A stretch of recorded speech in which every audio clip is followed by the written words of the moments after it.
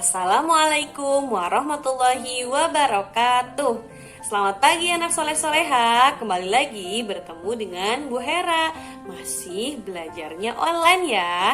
Hari ini kita akan melanjutkan pelajaran tematik masih dengan subtema 2, yaitu tubuhku. Kita akan belajar pembelajaran 3 dan juga pembelajaran 4 di buku Bu Pena ya.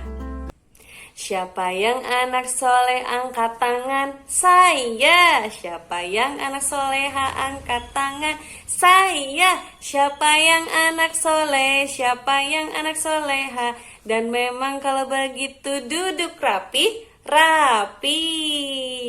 Sudah siap semuanya? Mana duduk rapi? Ini duduk rapi.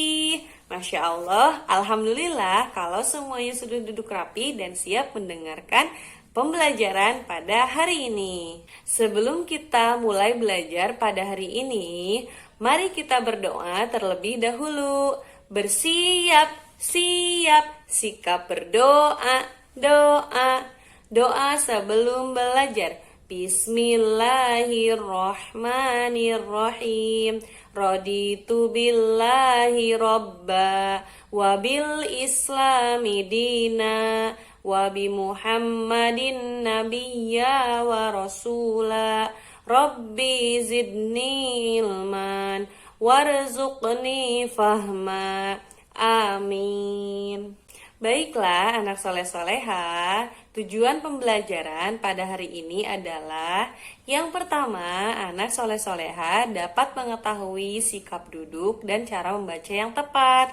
Yang kedua, dapat mengetahui aturan tidur di rumah. Yang ketiga, anak soleh-soleha semuanya dapat menghitung bilangan dengan jari. Yang keempat, anak soleh-soleha dapat mengetahui bagian tubuh yang boleh disentuh dan tidak boleh disentuh oleh orang lain. Yang kelima, dapat mengetahui gerakan yang menghasilkan bunyi. Mari kita mulai belajar mengetahui sikap tubuh atau posisi duduk dan cara membaca yang baik. Teman-teman boleh sambil dibuka buku Bu Penanya halaman 28.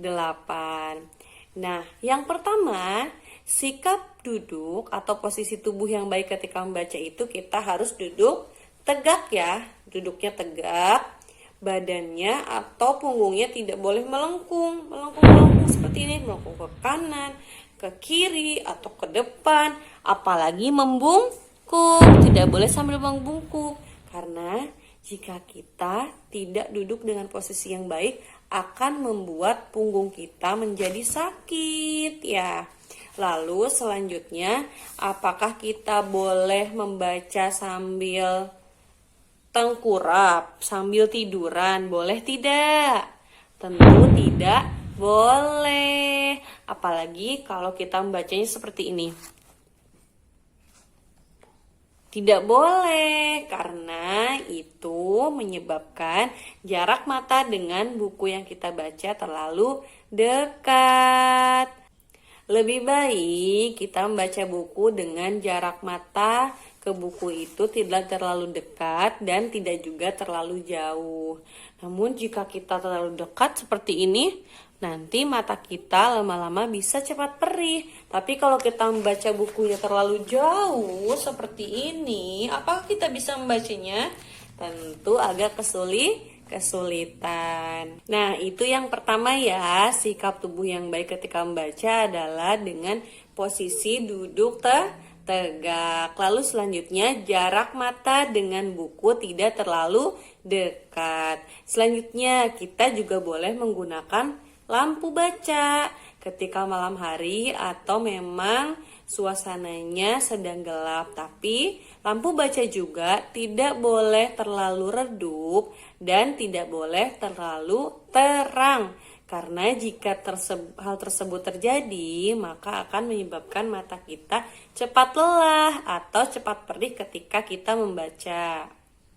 Namun diusahakanlah membaca jangan di tempat yang gelap, membacalah di tempat yang cukup terang, tidak terlalu gelap, tidak terlalu terang juga, karena jika terlalu terang mata kita juga akan sakit.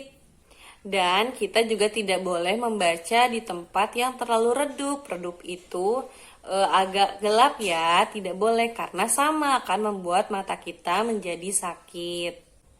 Selanjutnya, cara membaca buku yang baik atau aturan membaca buku yang baik, ketika kita akan membuka halaman berikutnya, bukalah tidak dengan cepat karena dikhawatirkan bukunya cepat rusak. Pelan saja ya, seperti ini. Membaca buku juga tidak boleh terlalu larut malam atau jangan sampai terlalu malam karena tubuh kita juga perlu istirahat. Istirahat contohnya adalah tidur. Sebaiknya kita tidur tidak terlalu malam karena besoknya kita harus bangun pagi lagi.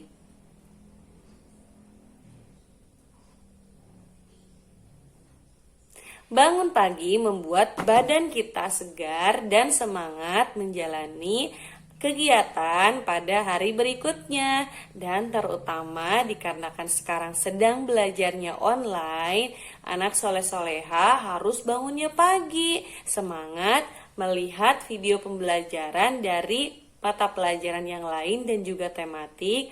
Lalu jika ada tugas segera dikerjakan. Kemarin kita sudah mempelajari bagian-bagian tubuh. Nah, tangan adalah salah satu bagian dari tubuh. Di tangan itu ada jari-jari tangan kita. Jari-jari tangan kita ada manfaatnya. Salah satunya adalah membantu kita untuk berhitung. Coba Bu Hera ingin tahu apakah teman-teman semua sudah tahu nama-nama jari yang ada di tangan kita ini? Yang ini namanya jari apa? Mana nih suaranya? Jari apa yang ini? Ini ibu jari atau jari jempol. Ini jari telunjuk.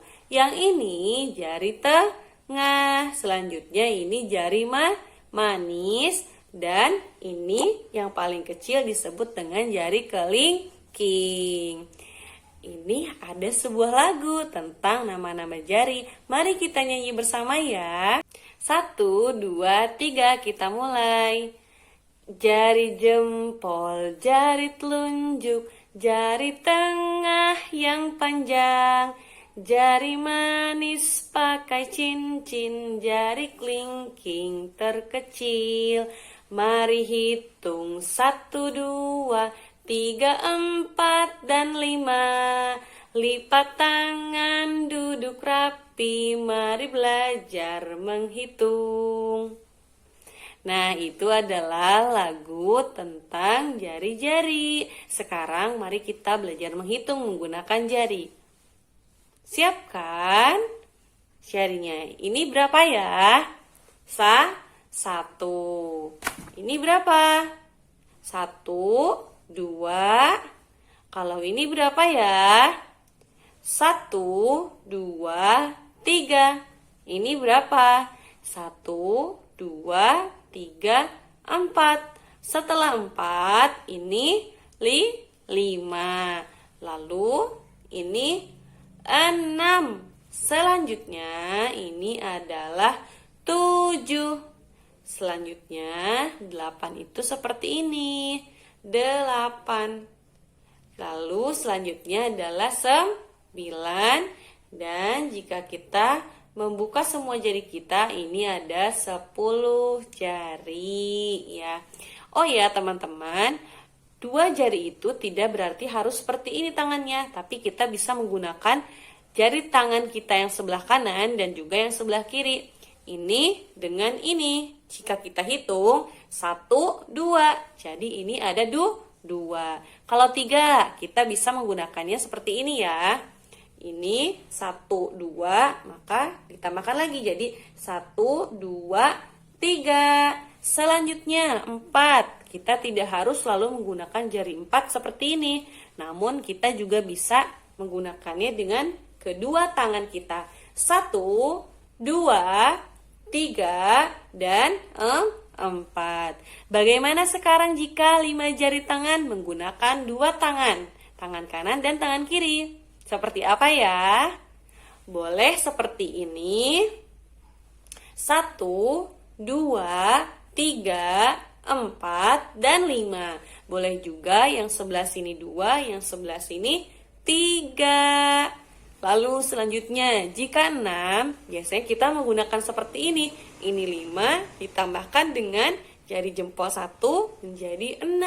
Namun kita juga bisa menggunakannya seperti ini. Jika kita hitung, ini akan sama. 1, 2, 3, 4, 5, dan 6. Kita juga bisa menggunakannya dengan seperti ini. Jika kita hitung 1, 2, 3, 4, 5, dan 6. Baiklah, anak soleh-soleha, sudah hafalkan jari-jari tangan kita itu bisa kita gunakan untuk menghitung dari 1 sampai dengan 10. Oh ya teman-teman, bagian-bagian tubuh kita ini dari ujung kepala sampai dengan kaki ada bagian-bagian yang boleh disentuh dan tidak boleh disentuh oleh orang lain.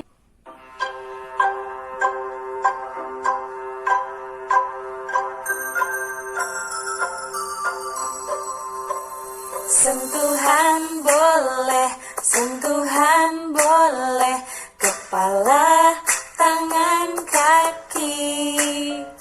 Karena sayang, karena sayang, karena sayang. Sentuhan tidak boleh, sentuhan tidak boleh. Yang tertutup baju dalam. Hanya diriku yang boleh menyentuh.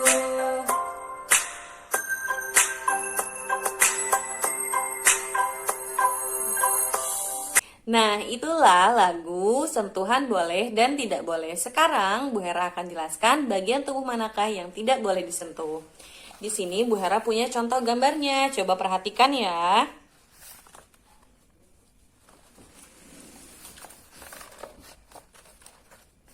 Ini adalah bagian tubuh yang depan, yang sebelah sini. Lalu ini bagian tubuh yang belakang. Coba perhatikan ya. Yang ada tanda warna merahnya, yang diberi tanda warna merah, ini adalah bagian tubuh yang tidak boleh disentuh oleh orang lain. Yang pertama, bagian tubuh yaitu mulut. Mulut tidak boleh disentuh oleh orang lain. Lalu yang kedua yaitu dada. Yang ketiga, kemaluan, baik itu perempuan ataupun laki-laki, tidak boleh disentuh.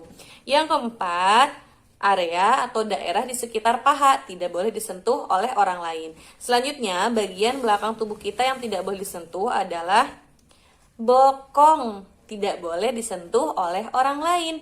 Kenapa bagian ini tidak boleh disentuh oleh orang lain? Karena bagian tubuh ini merupakan bagian pribadi kita, hanya kita saja yang boleh tahu. Orang lain tidak boleh menyentuhnya. Jika ada orang lain yang ingin menyentuh, katakan tidak boleh. Atau jika memang memaksa, tolong untuk segera diberitahukan kepada ayah bunda di rumah ya. Kita harus menjaga tubuh kita ini, bagian manakah yang tidak boleh disentuh oleh orang lain. Kemarin Bu Hera sudah memberikan tugas teman-teman semuanya menggerakkan bagian-bagian tubuh melalui tari. Ya, sudah Bu Hera lihat yang dengan lagu kepala, pundak, lutut, kaki. Teman-teman tahu apa itu menari? Menari adalah menggerakkan bagian-bagian tubuh kita sesuai dengan irama. Dan irama adalah bunyi yang teratur. Boleh teman-teman lihat di buku pena halaman 33. Contoh gerakan tari itu ada banyak. Ada gerakan memutar tangan, lalu gerakan melambaikan tangan, dan selanjutnya seperti mengayun tangan, tangannya diayun. Nah, selain itu, gerakan-gerakan tersebut ada juga gerakan yang menghasilkan bunyi. Contohnya, gerakan yang menghasilkan bunyi seperti tepuk tangan. Tepuk tangan atau menepuk tangan akan menghasilkan bunyi. Boleh dipraktekkan di rumah ya. Selanjutnya, menjentikan jari seperti ini. Ini adalah gerakan yang menghasilkan bunyi. Lalu, apakah gerakan melambaikan tangan itu menghasilkan bunyi? Tidak, gerakan melambaikan tangan adalah gerakan yang tidak menghasilkan bunyi. Selain itu, gerakan yang menghasilkan bunyi adalah menghentakkan kaki di lantai. Dan juga bisa menepuk paha. Nah, menepuk paha dapat menghasilkan bunyi. Teman-teman, anak soleh-soleha, alhamdulillahirobbilalamin, materi pada hari ini telah selesai. Mudah-mudahan anak soleh-soleha dapat memahami dengan baik di rumah ya. Jika ada yang perlu ditanyakan, boleh ditanyakan kepada ayah bunda di rumah ya. Untuk selanjutnya, tugas hari ini adalah anak soleh-soleha boleh melanjutkan yang kemarin sudah dikerjakan tes tertulis subtema 1 yang ada di buku pena halaman 21 sampai dengan halaman 22, muatan SBDP KD 3.2, matematika 3.1 dan matematika 3.2. Selain itu, tolong untuk mengerjakan halaman 33 memberi tanda checklist di kelima soal yang ada di buku pena. Tetap semangat semuanya, tidak boleh mengeluh ya, walaupun kita belajarnya melalui jarak jauh. Terima kasih. Dan Bu Hera ucapkan juga terima kasih kepada ayah bunda yang sudah mendampingi teman-teman semuanya, anak soleh-soleha di rumah belajar. Wassalamualaikum warahmatullahi wabarakatuh.